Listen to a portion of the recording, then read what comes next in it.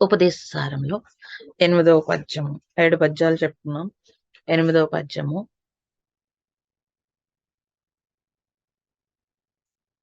భేద భావనాత్ సోహమిత్యసౌ భావనా అభిధ పావనీమత. భేద భావనాత్ సోహమిత్యసౌ భావనా అభిధ పావనీమత. అంటే భేద భావన కంటే, అంటే పావని అంటే పవిత్రమైన నేను, అంటే ఆ ఈశ్వరుడు నేనే అనే భేదరహితమైన ధ్యానము, జీవేశ్వరుల భేదంతో కూడిన ధ్యానం కంటే పవిత్రమైనదని మహాత్ములు స్వీకరించుతున్నారు.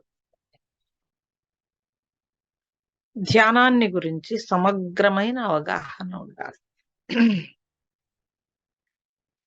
అంటే ఎందుకు ధ్యానం చేస్తున్నాము అనే అవగాహన లేకుండా ధ్యానం చేస్తే ఆ ధ్యానాలన్నీ కూడా ఒక కాలక్షేపంలో అయిపోతాయి. అంటే అదేంటండి, బాగుంటుంది అంటే ఇలా పరుగు పెట్టేస్తున్న మనస్సు, పూర్తిగా అటు ఇటు వెళ్ళిపోతున్న మనస్సు ఒక చోట కుదురుగా ఉంటుంది కాబట్టి ప్రశాంతంగా ఉంటుంది. కానీ అది కాదు కదా. అంటే ఏది చేసినా, ఇప్పుడు మీరు పిల్లల్ని పెంచుతున్నారనుకోండి, ఒక లక్ష్యం ఉంటుంది. ఏ లక్ష్యము అంటే వీడు పెద్ద అయ్యి బాగా సక్సెస్ అవ్వాలి, లేకపోతే మంచిగా ఉండాలి. ఏదో ఎవరు వాళ్ళ భావానికి తగ్గట్టుగా పెంచుతారు.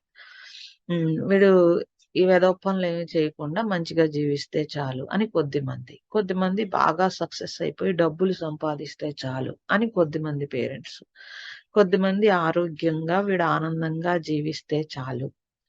అంటే ఏ భావన మీకుందో ఆ జీవన శైలితో వాడిని పెంచుతారు. అంటే మీకు ఏది లక్ష్యం అని, దాన్ని లక్ష్యం అనుకోవచ్చు, భావన అనుకోవచ్చు, ఏదనుకున్నా సరే మీ యాటిట్యూడ్ అంటే మీ లోపల ఏ భావన ఉందో ఆ భావనతోటే అది జరుగుతుంది. ఒక ఇల్లు కట్టుకుంటున్నారు అనుకో, నా లోపల ఏ భావన ఉందో ఆ భావనతోటే ఇల్లు కట్టుకుంటారు. అందరూ అందుకే ఒకేలా కట్టుకోరు కదా. నాకు ఈ కంఫర్ట్స్ కావాలి అనుకునే వాళ్ళు కొద్దిమంది, మంచి షోగా ఇంకెలాంటి బిల్డింగ్ ఎక్కడా ఉండకూడదు అని కట్టుకునే వాళ్ళు కొంతమంది, లేకపోతే ఇది స్ట్రాంగ్ గా కట్టుకొని నెక్స్ట్ జనరేషన్ కూడా ఇది ఇవ్వాలి అనుకునే వాళ్ళు కొద్దిమంది. అలా ప్రతి దాంట్లోనూ మీరు చూసుకుంటే ఏ ఇద్దరు ఒకేలా ఆలోచించరు. ఎందుకు? వాళ్ళ భావాలకి తగ్గట్టుగా. అలాగే భగవంతుణ్ణి పూజించినా ఆరాధించినా కూడా అలాగే ఆరాధిస్తారు.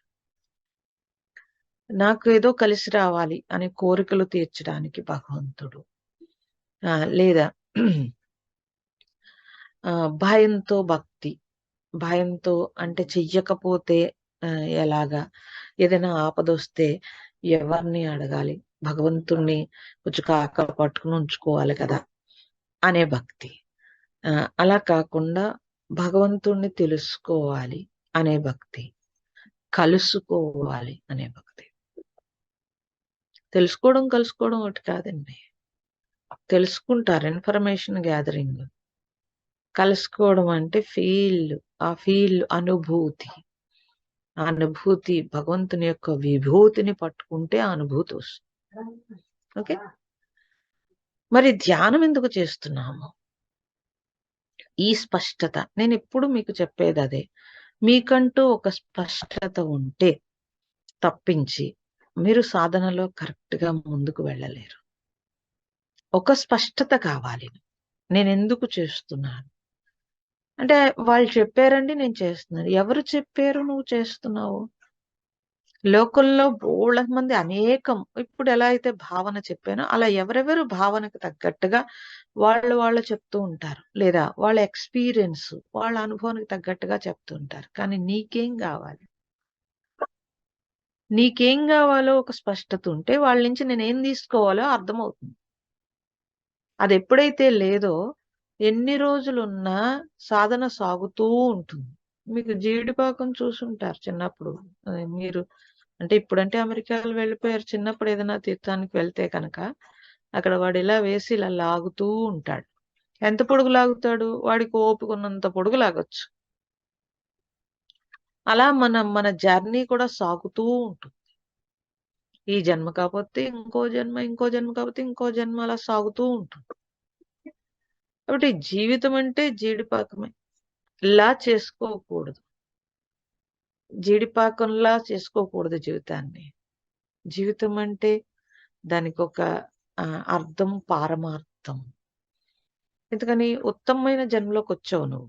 మిగతా జన్మల్లో అర్థం, పారమార్థం ఉండదు. శరీర పోషణార్థం ఉంటుంది. కానీ ఈ జన్మలో మాత్రం శరీర పోషణార్థం కాదు.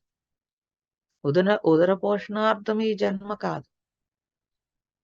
ఈ క్లారిటీ మనకుంటే, ఫస్ట్ ఈ క్లారిటీ ఉంటే తర్వాత భగవంతుడు క్లారిటీ. నిన్ను నువ్వు తెలుసుకోకుండా భగవంతుడిని తెలుసుకోలేవని చెప్పేశారు. అందుకే నాకు ఒక స్పష్టత కావాలి, నాకు ఏమి కావాలి అనే లక్ష్యం.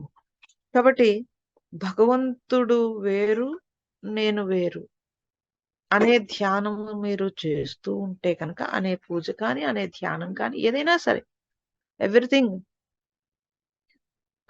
ఏది తీసుకున్నా సరే అన్నీ అందులోకే వస్తాయి. అప్పుడు ఆ డిస్టెన్స్ అంటే భగవంతుడు అక్కడ ఉన్నాడు, నేను ఇక్కడ ఉన్నాను. అంటే భగవంతుడు అనంతమైన శక్తి, నేను జీవుణ్ణి అనే యాటిట్యూడ్. మరి అలా అనుకోకపోతే ఎలాగండి? నేనే భగవంతుడిని అనుకోవడానికి ఇంకా నాకు మనస్సు అంగీకరించట్లేదు. అందుకే ఆ లక్షణాలు. ఏ లక్షణాలు? నువ్వు భగవంతుడిని ఆరాధిస్తున్నావు అంటే భగవంతుని యొక్క లక్షణాలని నువ్వు పుణికిపుచ్చుకోవడం మొదలు పెడితే అప్పుడు నీకు ఆ ఫీల్ వస్తుంది. లోభం, మోహం, మదం, ఆశ్చర్యం, అహంకారం ఇవన్నీ కలగలిసి నేను అనుకోండి, అప్పుడు నాకు జీవుడు అనే ఫీలింగే వస్తుంది. ఇంకో ఫీలింగ్ రాదు. ఓకే, సాధనంతా దేనికోసమండి? సాధనంతా ఈ ఫీలింగ్స్ అన్ని తగ్గించడానికి. మీకు ఇలా ఎందుకు చెప్పాలి? మీకు తెలీదా ఏంటి? మీ చిన్నప్పుడే మీ పేరెంట్స్ చెప్పేస్తారు, భగవంతుడు ఒక అనంతమైన శక్తి, ఆయన లేకపోతే నువ్వు లేవు, కాబట్టి ప్రతిదీ ముందు ఆయనతో మొదలుపెట్టు. ఇవన్నీ చిన్నప్పటి నుంచి మనం తెలిసేసుకున్న విషయాలే. కానీ ఇప్పుడు ఆ అనుభవం, ఆ ఎక్స్పీరియన్స్ కోసం నేను సాధన చేస్తున్నాను అన్నప్పుడు ధ్యానాన్ని గురించి, అందుకే నేను ఆల్రెడీ, అంటే మీరు పూజలు చేసినా ఏం చేసినా పర్టికులర్ గా ధ్యానం దగ్గరికి వచ్చేటప్పటికి నేను ధ్యానం చేసుకోవాలి ఇలాగా అలాగా అని ఒక ఇన్ఫర్మేషన్ తీసుకుని ఉంచుకున్నారు కాబట్టి, దాని వైపు జర్నీ చేస్తున్నారు కాబట్టి, దానికి సమగ్రమైన అవగాహన అనేది. అందుకే నేను ఎప్పుడూ చెప్పేది ఒక్కటే మీకు, ధ్యానానికి సంబంధించిన జ్ఞానం లేకుండా ఒట్టి ధ్యానాలు చెల్లవు. So duplicate 500 note, government note రెండు ఒకేలా ఉంటాయి. కానీ అది చెల్లుతుందా? రోల్డ్ గోల్డ్ కంటే మెరిసిపోతూ ఒకేలా ఉంటుంది. కానీ అది చెల్లుతుందా? ఓకే, సో ఆ జ్ఞానం అనేది అనుభవేద్యము అని చెప్పేశారు. జ్ఞానం అంటే వాచా వేదాంతము కాదు, ఇక్కడ విని ఈ మస్తిష్కంలో ఉండి నోట్లోంచి రావడం కాదు. అనుభవంతో, హృదయ స్పందనతో దాన్ని కూడి అనుభవేద్యం, అది జ్ఞానం అన్నారు. ఓకే, సో అలాంటి ధ్యానానికి సంబంధించిన జ్ఞానం లేకుండా మనం చేస్తే ధ్యానాలు, అందుకే సమగ్రమైన అవగాహన ఉండాలి. అప్పుడు మాత్రమే మనం చేసే ధ్యానానికి బలం చేకూరుతుంది అని చెప్పేశారు. అలాంటి అవగాహన లోపంతో ఉన్న ధ్యానాలు బలం చేకూర్చు. ఓకే, అన్ని ధ్యానాలే కదండి, అన్ని ధ్యానాలే. కానీ నిన్ను ముందుకి నడపాలంటే అంటే మనం ఆ జర్నీలో స్ట్రాంగ్ అవ్వాలంటే ఏం కావాలో నాకు తెలియాలి. ఓకే. కాబట్టి ఇప్పుడు ఊళ్ళో బోలెడు టైలర్స్ ఉన్నారనుకోండి. మనం ఎవరి దగ్గర పడితే వాడి దగ్గరికి వెళ్ళం. ఒకవేళ వెళ్ళినా కూడా కొత్తలో వెళ్తాం. మన బాడీకి తగ్గట్టుగా కరెక్ట్‌గా సమగ్రమైన అవగాహనతో వాడు మన డ్రెస్సింగ్ ఇయ్యాలి. ఇస్తే ఇంకా అతన్ని వదలం. వాడొద్దురా బాబు నాకు ఖాళీ లేదన్నా సరే బతిమాలి, పోన్లే తర్వాతన్నా ఇయ్యి అని చెప్పి వాడి దగ్గరే పెట్టొస్తాం. సో, అన్నింట్లో అటువంటి యాటిట్యూడ్ ఉంటుంది. ఆధ్యాత్మికం దగ్గరికొచ్చేటప్పటికి అన్నీ వినొచ్చు. ప్రతీదీ వినొచ్చు. ప్రతి దగ్గరికి వెళ్ళొచ్చు. కానీ నీకేం గావాలి అనే స్పష్టత లేకపోతే ఈ ఎళ్ళినదంతా వేస్ట్ అయిపోతూ ఉంటుంది. ఇంకొంచెం ఇన్ఫర్మేషన్ ఒచ్చి నాకు తెలుసు అనే ఒక అహంకారం పెరుగుతుందే తప్పించి దానివల్ల ఉపయోగం ఉండదు. ఓకే. కాబట్టి ప్రతి సాధకుడు తప్పనిసరిగా ధ్యానం చేయాలి. కానీ మనం నిరంతరం బాహ్య జగత్తును తెలుసుకుంటూ దాని గురించే ధ్యానిస్తూ ఉంటాం కాబట్టి జీవితంలో సగం భాగం సగం కాదండి, ఎన్ని వంతులు మనం బాహ్యంగా వెళ్ళిపోతూ ఉంటాం. ఒక్క వంతు ఏమైనా ధ్యానానికి వస్తాం అంటే నేనేం చెప్తానంటే మీ టైంని మీరు క్యాలిక్యులేట్ చేసుకుంటే 24 అవర్స్ లో మీరు సాధనకి లేకపోతే మీకోసం మీరు సాధన అంటే మళ్ళీ ఏదో అనుకోకూడదు. మీకోసం మీరు ఎంత టైం కేటాయించగలుగుతున్నారు? ఇది ఇంపార్టెంట్. ఎక్కడైనా సాధనలో అది ఇంపార్టెంట్. అది లేకుండా ఎవ్వరు సాధన చేసినా అది అంతే, మీరు ఎంత కేటాయించారో అంతే మనస్సు లొంగుతుంది. సో, అంటే మరి ఎలా కుదురుతుందండి? అంటే మిగతా వ్యవహారాలన్నీ కూడా అవన్నీ అలవాటైపోయిన పనులు. ఒక జాబు అలవాటైపోయింది. లేకపోతే ఒక ఫ్యామిలీ అలవాటైపోయింది. లేకపోతే మనం బయట వ్యవహారం అన్నీ మనకు అలవాటైపోయి ఉన్నాయి. సో, దానికోసం నువ్వు కొత్తగా చేసేదేమీ లేదు. కానీ ఎప్పుడైతే ఆ టైంని అలవాటైపోయింది కదా! ఇంకా ఈజ్ అయిపోయినప్పుడు ఆ టైంని నేను కరెక్ట్‌గా యుటిలైజ్ చేసుకుంటా. నా టైం నేను కరెక్ట్‌గా యుటిలైజ్ చేసుకుంటే, ఓహ్! ఇంత టైం దీనికి పెడతాను. ఇంత టైం నా కోసం పెడతాను అని ఒక కట్ ఆఫ్ అనేది వస్తుంది. లేకపోతే రాదండి. సాగుతూ ఉంటుంది. ఇప్పుడు మీరు ఇదివరకు అలవాటు లేదు. ఇప్పుడు అలవాటయింది. ప్రొద్దుటే లేసి ధ్యానం చేయాలి. ఆటోమేటిక్‌గా మెలుకువొచ్చేస్తుంది. ఆటోమేటిక్‌గా ఆ టైము ఈ పనులతో పాటుగా ఆ టైమును కూడా సెట్ అయిపోయింది. అంతకుముందు అబ్బెబ్బే నాకు కుదరదండి అన్న మీరు సెట్ అయిపోతుంది. అంటే ఈ ఈ ఏదైతే మీరు కావాలనుకున్నారో అప్పుడు రెండవ దాన్ని మీరు పక్కన పెట్టి దీన్ని సెట్ చేసుకోగలిగారు మీ లైఫ్‌లో భాగం కింద. ఇలా ప్రతిదాన్ని మీరు సెట్ చేసుకోపోతే ఎలా అవుతుందండి? లైఫ్ పోతూ ఉంటుంది. అందులో మీరు కొట్టుకుపోతూ ఉంటారు. ఒక ప్రవాహంలో ఏది వేసినా అదలా తీసుకుపోతూ ఉంటుంది. అలాగే కాలం అనే ప్రవాహంలో మిమ్మల్ని పెట్టేసుకున్నప్పుడు అదలా లాక్కుపోతూ ఉంటుంది. నదీ ప్రవాహంలో ఏది వేసినా నది అలా తీసుకుపోయినట్టు, కాలం అనే ప్రవాహంలో ఏది వేసినా ఆ కాలం అలా లాక్కుపోతూ ఉంటుంది. సో, ఇది మా ఎక్స్‌పీరియన్స్ కూడా. ఎలా అంటే సోషల్ సర్వీస్ చేసేటప్పుడు నేనసలు ధ్యానం చేయడానికి కూడా ఇంట్రెస్ట్ ఉండేది కదా! ఒకవేళ చేద్దామని కూర్చున్నా కూడా ఆలోచనలు పరంపర వచ్చేస్తుంటే ఎందుకు? కూర్చుని మనం ఏం చేస్తాము? ఇది కూడా సేవే కదా! అని ఆ జర్నీ, ఆ జర్నీ వైపు అదే ఫ్యామిలీ కూడా ఇంచుమించుగా అలాగే ఉండటం వల్ల కూర్చొని నువ్వేం చేస్తావు ఇంకొకడికి ఉపయోగపడకుండా అనంటే ఓకే. ఓకే. నిజమే కదా! మానవ సేవే మాధవ సేవ అన్నప్పుడు మరి ఆ మాధవ సేవే కదా ఇది కూడా అని అది ఉపయోగపడింది. అది ఉపయోగపడలేదని నేననట్లేదు. కానీ ఆ తర్వాత అర్థమైంది ఎందుకు ఇంత ఘర్షణ వస్తుంది? ఎందుకు ఇలా ఉంది? ఎందుకు అహంకారం తగ్గట్లేదు? ఎందుకు వ్యక్తి భావన పెరుగుతోంది? ఎందుకు నామరూపాలకి మనం ఇంట్రెస్ట్ చూపిస్తున్నాం? ఇవన్నీ, ఇవన్నీ చూసుకున్నప్పుడు ఇంకా సంథింగ్ బయట ఎంతో మందిని మహాత్ములు ఎదురుపడినప్పుడు వాళ్ళని చూసినప్పుడు వాళ్ళెందుకు అలా ఉండి సర్వీస్ చేస్తున్నారు? మనం ఎందుకు ఇలా ఉన్నాం? ఇవన్నీ అర్థమైపోతాయి. అప్పుడు అర్థమైంది మనల్ని మనం మార్చుకున్న తర్వాత సర్వీస్ తప్పించి మనల్ని మనం మార్చుకోకుండా సర్వీస్ అహంకారంతో వెళ్ళిపోతుంది అని అర్థమైంది. సో మరి మనల్ని మనం మార్చుకోవడానికి ఆల్రెడీ ఒక ఒరవడిలో వెళ్ళిపోయినది ఏది వదలలేము, ఎవరు వదలరు. ఏది మనం వదులుదాం అనుకున్నా జనం కూడా వదలరు మనం. సో అంటే మనం చేసే ప్రతి పనిలో కూడా ఆ క్లారిటీ లేనప్పుడు పని చేస్తాము. కర్మ అయింది. కానీ కర్మనిష్ట, కర్మయోగము అవ్వదు. మరి ధ్యానం కూడా అంతే. దాని నాలెడ్జ్ అనేది కాదు, ఇన్ఫర్మేషన్ అనేది కాదు. దాంట్లో తప్పనిసరిగా ఒక అవగాహన మనకి కావాలి.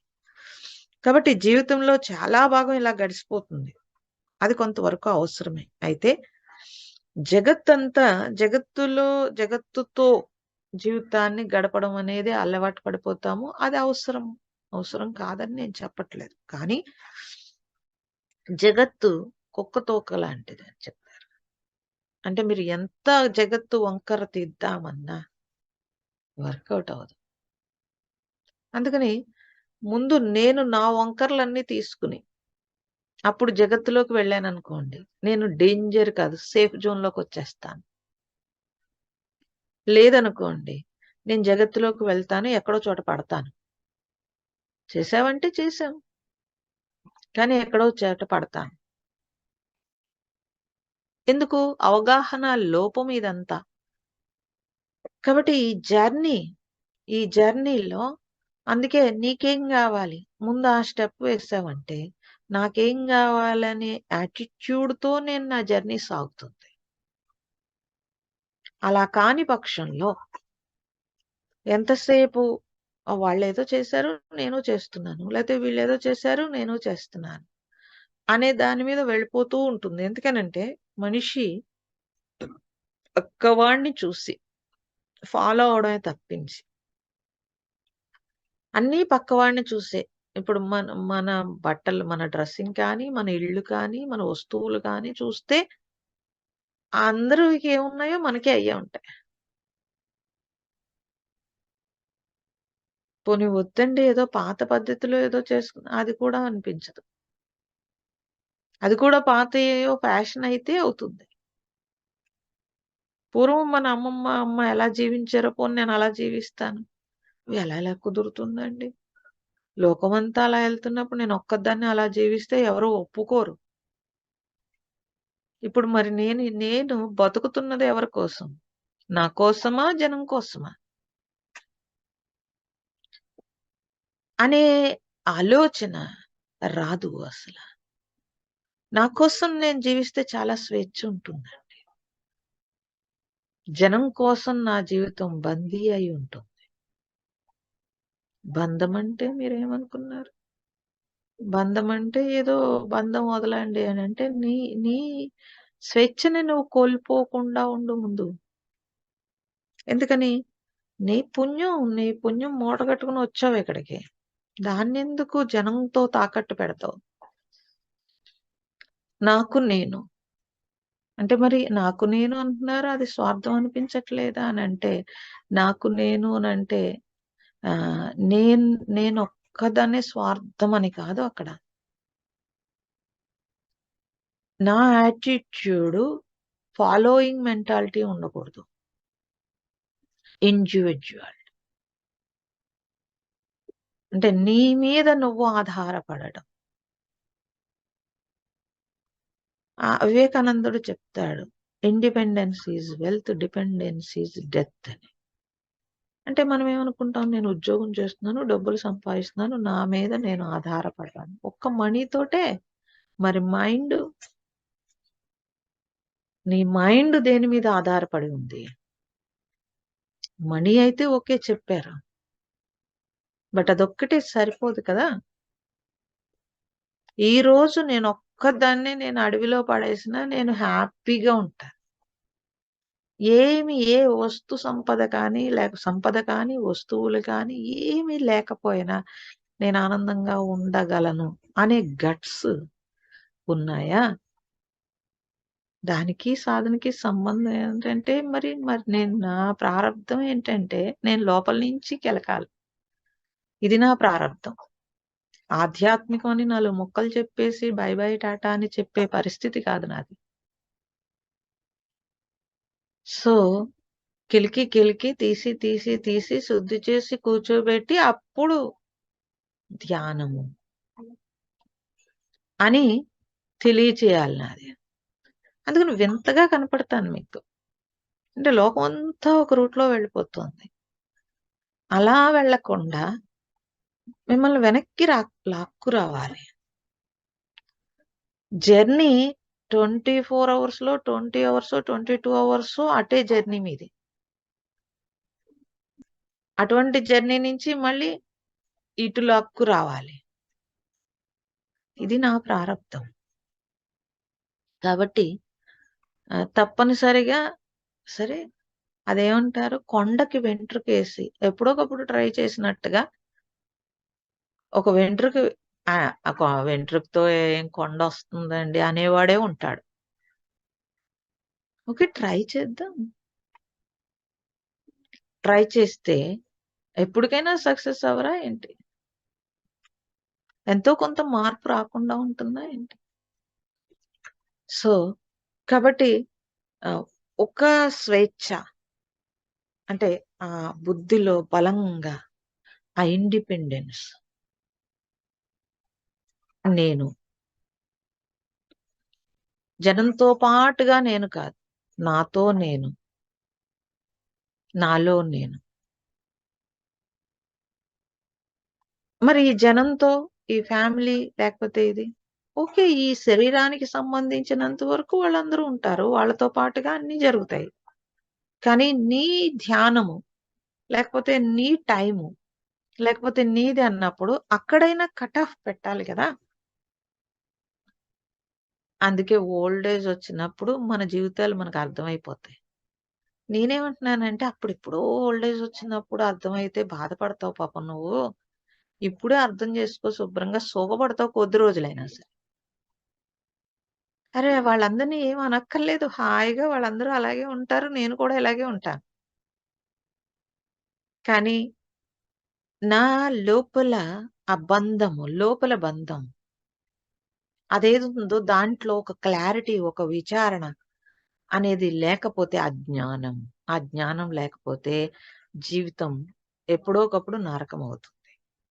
అయితే మరి ధ్యానానికి సంబంధించినంత వరకు అది కూడా అవగాహన లేకపోతే అంటే వాడికి తెలియదు. ఆ బాల్యంలో వాడికి తెలియదు. మనం ఏం చెప్పామో అదే. అలాగే మీరు ఆధ్యాత్మికంలో బాల్యంలోనే ఉంటారు. మీకు తెలీదు పాపం. ఎవరో అంటారు గంట ధ్యానం, 2 గంటల ధ్యానం. మనం గూడా అదే చేస్తాం. అరే! ఎలర్ట్‌గా ఎరుకతో ధ్యానం చేయమన్నాడు భగవాను. అది నువ్వు ఒక్క సెకండ్ చేస్తావా? లేకపోతే 10 నిమిషాలు చేస్తావా? నీ ఇష్టం. ఎలా చేస్తావు? అవగాహనతో చేయాలి. నేనెందుకు ధ్యానం చేస్తున్నానని అవగాహన ఉండాలి. ఇప్పుడు కూర్చున్నప్పుడు కూడా అలర్ట్‌నెస్ ఉండాలి. అది నిద్రలోకి వెళ్తోందా? స్తబ్దతలోకి వెళ్తోందా? ఇది కూడా గమనించాలి. ఏమీ లేకుండా కూర్చుంటే ఎటో పోతావు నువ్వు. ఓకే. కాబట్టి బాహ్య జగత్తులో నువ్వు సాధించేదేమీ లేదు. కానీ ఏమీ సాధించలేకపోయాననే విచారము పెద్ద ప్రయోజనం లేదు. ఎందుకంటే జగత్తు మిథ్య. ఇదొక దీర్ఘ స్వప్నము. ఎందుకంటే రాత్ర నేను కలగన్నాననుకోండి. అది టెంపరరీ. అదే కల కంటిన్యూ అయిపోతోంది జీవితం అంటే, ఇది జీవితము అని అంటున్నాం. ఇది దీర్ఘ స్వప్నము లాంటిది. ఎందుకని మీరు ఏదైనా ఒక విషయాన్ని ఇలా కరెక్ట్ అనుకున్నది ఓ 10 ఏళ్ళు పోయాక ఇది రాంగ్ అని తెలుసుకున్నారనుకోండి. అది దీర్ఘ స్వప్నం లాగే అయిపోతుంది. ఇదే కరెక్ట్ అని దాని మీద నిలబడిపోయారు. కానీ ఇది తప్పు అని తెలుసుకున్నారు. మళ్ళీ బయటకొచ్చారు. అప్పుడు ఈ కాలంలో ఇదంతా కూడా ఇప్పుడు రాత్రి కల వచ్చింది. అదే నిజమనుకుని అక్కడ ఏడ్చారు, నవ్వారు, ఏదో చేశారు. మెలుకువ రాగానే అర్రే! ఇది కల అని తెలుసుకున్నారు. అప్పుడు మీరిలా సమం అయిపోయారు. జీవితం కూడా అంతే. మీరు ఎంత ఎగురుతారు, ఎంత భావావేశంతో ఉంటారు. కానీ ఇది కరెక్ట్ కాదు అని తెలుసుకున్నప్పుడు అక్కడ సమం వచ్చేస్తుంది. ఓకే. సో, కాబట్టి అవగాహన లోపం వల్ల ఆ అజ్ఞానము అని అనక్కర్లేదు. ఆ జ్ఞానము లేకపోవడం వల్ల అంటే ఈ జగత్తుని అలా పట్టుకుని టైమంతా జగత్తుతో పెట్టుకున్నాను నేను. ఇది ఒక దీర్ఘ స్వప్నం అని ఒకనాటికి తెలిసినప్పుడు తెలుస్తూ ఉంటుంది. కాబట్టి ఒక రోజు నాకు అందమైన కల వచ్చింది. మరో రోజు భయంకరమైన కల వచ్చింది. వీటిలో ఏది సత్యం అన్నప్పుడు కొందరు కలలో ఏది మంచిది ఇలా కనపడింది కాబట్టి ఏదో జరుగుతుంది అని మొదలు పెడతారు. సో మళ్ళీ దాన్ని అన్వేషించడానికి ట్రై చేస్తారు. పగలు నువ్వు చేసింది అన్వేషించినా కూడా వేస్ట్ అంటుంటే రాత్రి కల నువ్వేం అన్వేషిస్తావు? నీ భావానికి తగ్గట్టుగా ఏదో కల వచ్చింది. మంచిది. సో కాబట్టి ప్రతి దానిలోనూ చూసుకుంటే ఏదైతే సత్యము అన్నది శాశ్వతము. ఏది శాశ్వతమో అది మాత్రమే సత్యం. వచ్చిపోయేదంతా అశాశ్వతం అని బుద్ధిలో బలంగా పెట్టుకోగలిగితే ఈ జగత్తు దీర్ఘ స్వప్నం అని తెలుస్తుంది. లేదంటే ఇక్కడ ఎదురుగుండా ఉన్నదాన్ని స్వప్నం ఏంటండి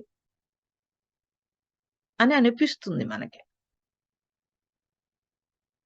కాబట్టి సాధకులు తప్పనిసరిగా ఆ జర్నీ ఏది సత్యమో దాని వైపు జర్నీ చేస్తున్నప్పుడు ఈ అసత్యం వెళ్ళిపోతుంటుంది. ఈ ఊరు నుంచి మీ ఊరు వెళ్తూ ఉంటే ఈ ఊరు తగ్గిపోతూ ఉంటుంది జర్నీ.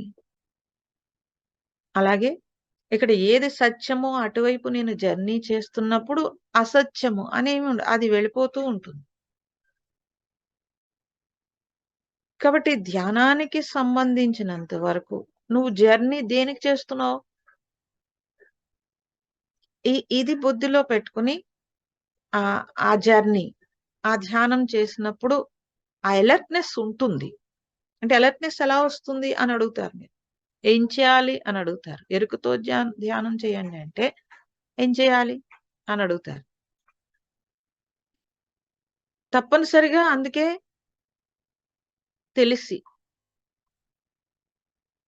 తెలిసి చేస్తున్నప్పుడు మనకి ఎటో వెళ్ళిపోదు. మనస్సు కూడా ఎటో వెళ్ళిపోదు. ఆగుతుంది. ఒకవేళ వెళ్ళిపోతున్నా, ఓహ్! నేను వెళ్ళిపోతున్నాను అని అర్థమై మళ్ళీ ఆగుతుంది.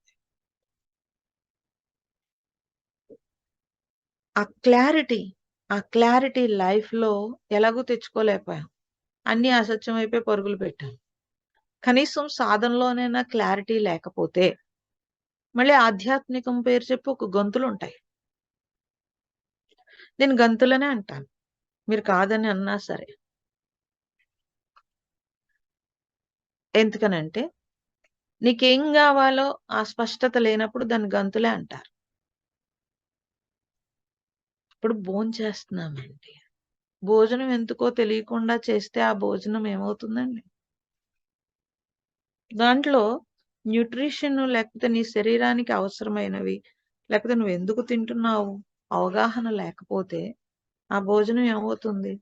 కొలెస్ట్రాల్ పెరుగుతుంది, ఇంకో కండ పెరుగుతుంది, లేతే ఇంకో అనారోగ్యం తీసుకొస్తుంది, ఏదో తీసుకొస్తుంది. అది మీరేం వేశారో లోపలికి దాన్ని బట్టి తీసుకొస్తుంది.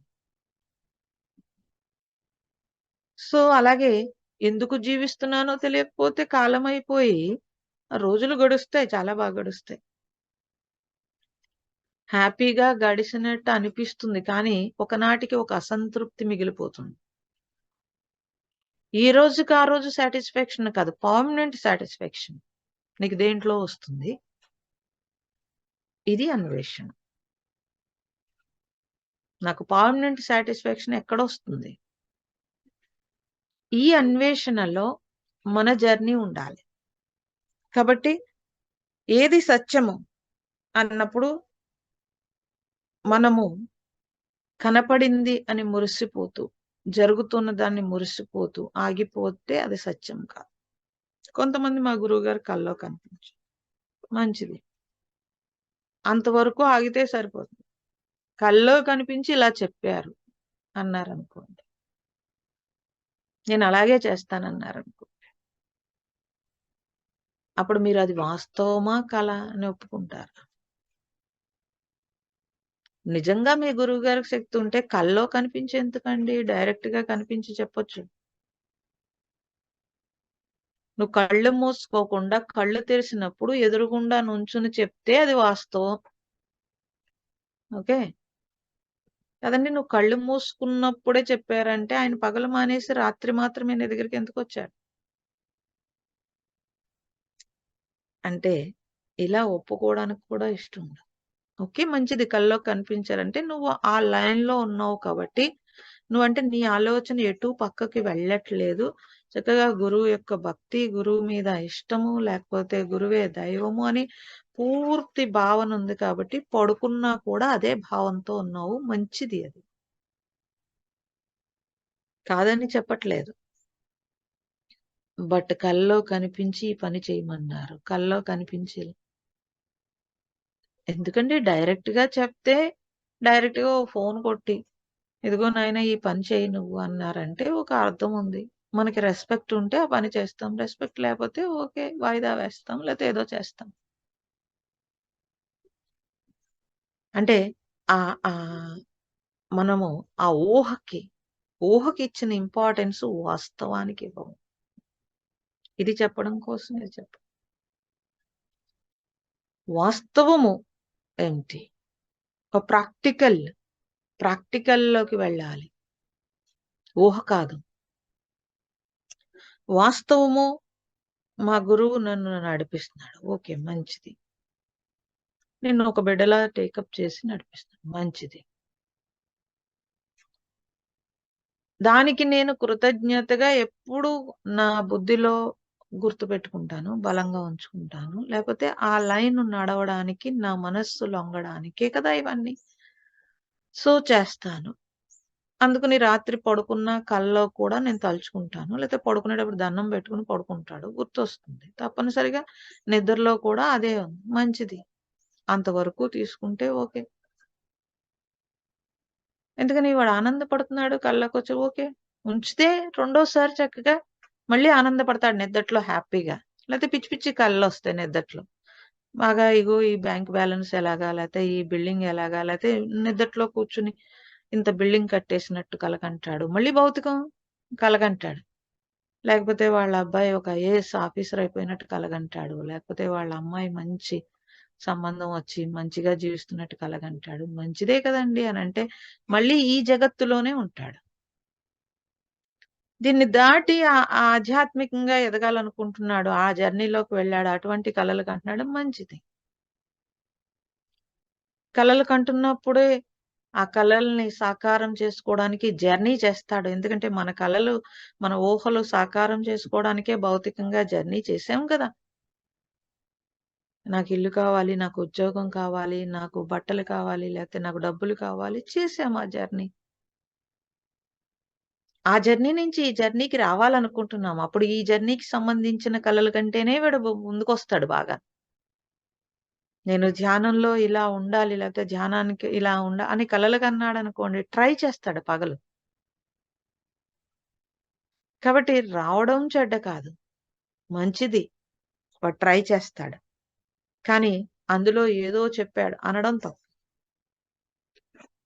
అంటే అదంతా మనస్సు అంటే ఏదో చెప్పారు అనే దాని మనస్సు ఇంకా సృష్టించుకుంది. దాన్ని వదిలేస్తే ఇంకా సృష్టించుకుంటూ ఉంటుంది.